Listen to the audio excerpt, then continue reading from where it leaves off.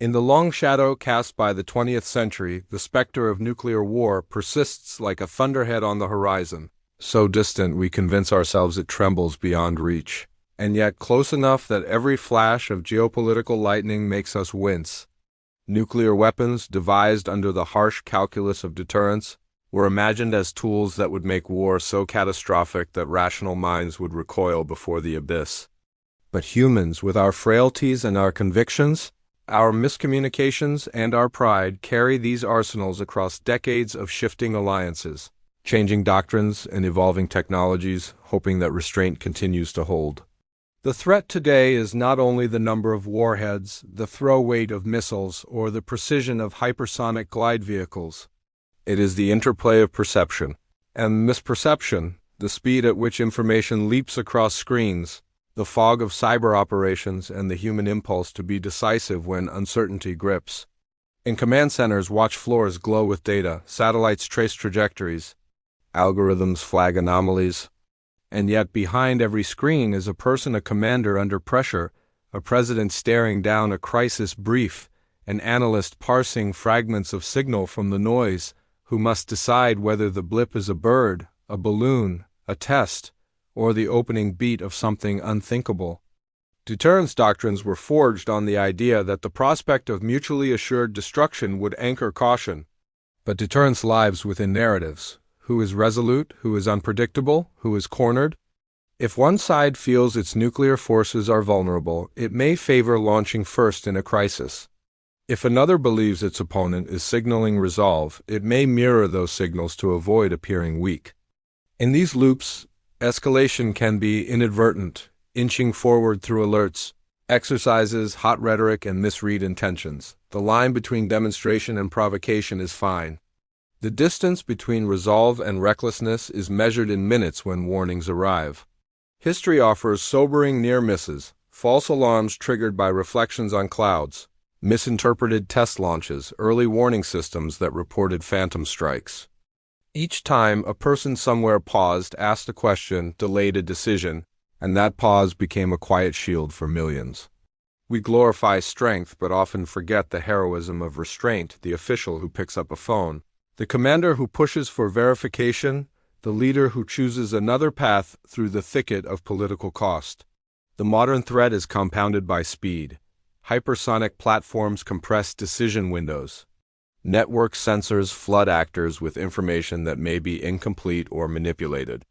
Cyber intrusions can blind radar, jam communications, or seed doubt about the integrity of the very systems meant to provide calm counsel in chaos. In environments where seconds matter, the temptation to automate responses rises, yet automation introduces its own brittleness. An algorithm does not feel the weight of history or empathy. It optimizes to rules that may fail when the world becomes ambiguous. Humans err too, but we can be taught to seek second opinions, to build habits of cross-checking, to assume that frightening data could be a false door. Training matters. Protocols matter. Red lines must be understood and backchannels must be kept warm. Preventing nuclear catastrophe is not only about warheads and silos. It is about guardrails, political, technical, and cultural, that tilt decisions toward patience. In international halls, diplomats argue over verification regimes and definitions, over the architecture of confidence-building measures that make sudden moves less likely. Verification can seem a dull subject next to the drama of crises, but it is the scaffolding that keeps the edifice from swaying. When inspectors can visit suspected sites, when notifications precede missile tests, when hotlines are exercised in peacetime, muscle memory forms for de-escalation. No treaty is perfect, but imperfect agreements can still reduce risk if they increase predictability. Arms races are powered by fear and prestige. Arms control is powered by trust and pragmatism. In times of strain, trust is scarce, yet even rival powers share an interest in not stumbling into catastrophe. A world that holds on to even minimal transparency saves lives by buying the time necessary for cooler heads to prevail. Beyond governments, societies play a role. Public awareness ebbs and flows. Some decades swell with activism, others drift into complacency. Yet the threat does not sleep. Citizens who demand accountability, researchers who surface risks, Journalists who question assumptions all contribute to a culture that treats nuclear weapons with gravity rather than fatalism. Education matters. Teaching the history of near misses, explaining the logic and limits of deterrence, demystifying the technical systems so that awe does not dull scrutiny. When people understand how fragile stability can be, they are more likely to support policies that strengthen its open channels, crisis simulations, cooperative monitoring, and the depoliticization of emergency communications. Leaders bear the heaviest burden. Their words ripple through markets and militaries, through adversary analysis and allied confidence.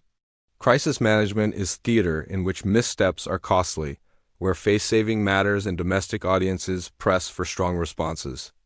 The wisest leaders learn that strategic patience is not weakness, but discipline. They cultivate advisors who challenge assumptions and scenarios that stress-test plans. They rehearse the steps that unwind a spiral, pause alerts that can be misunderstood. Inform rivals and allies of intentions, invite third-party mediators, and accept partial measure agreements that can serve as bridges to stability. They decide that the metric of success is not the headline but the avoided tragedy. Underlying all of this is a simple truth. Nuclear weapons compress moral responsibility into moments. Every system we build should aim to stretch those moments, to add verification layers, to widen crisis windows, to deepen dialogue so that the chance of a catastrophic mistake shrinks. As technology races ahead, we must insist on safeguards that grow in tandem, fail-safes that default to non-escalation, joint observation centers that witness ambiguous events together, and global norms that stigmatize nuclear threats as illegitimate instruments of pressure. The future will bring surprises. The question is whether we shape institutions flexible enough to adapt without breaking under stress. And then there is the human element that refuses to be modeled: empathy. Empathy does not disarm a missile, but it can disarm a narrative. Seeing the world through a rival's eyes clarifies what signals will be read as cornering, what gestures could be received as openings. It reminds us that on the other side are communities, parents, children, elders, and dreamspeople, who have as little desire to vanish in a blinding flash as we do. Empathy underwrites restraint. It makes threats harder to utter because it makes their consequences vivid.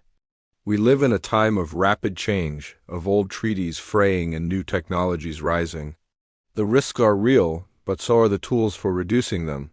Vigilance, transparency, communication, and the courage to pause, these are the quiet guardians that have saved the world before and can save it again. The challenge is to invest in those guardians before crisis arrives, to build a political culture that values de-escalation as strongly as it values resolve, and to remember that the greatest strength is the ability to prevent disaster. The nuclear threat is not a fate, it is a responsibility. If we carry it wisely, leaders and citizens, soldiers and diplomats, scientists and storytellers, then the storm may never break over our heads, and the horizon can remain a place where possibilities persist, where caution and hope walk together, and where every sunrise is not borrowed but earned.